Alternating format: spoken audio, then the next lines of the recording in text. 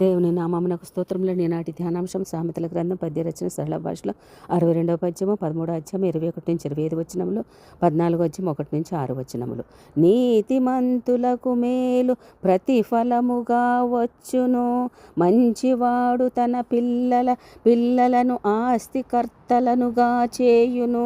బీదలు కష్టము చేసి సేద్యపరుచు క్రొత్త భూమి విస్తారముగా పండును. నీతిమంతుడు ఆకలి తీరా భోజనము చేయును. యథార్థముగా ప్రవర్తించువాడు యెహోవా యందు భయభక్తులు గలవాడు. జ్ఞానులు పెదవులు వారిని కాపాడును. ఎద్దుల బలము చేత విస్తారముగా వచ్చుబడి కలుగును. నమ్మకమైన సాక్షి అబద్ధమాడడు.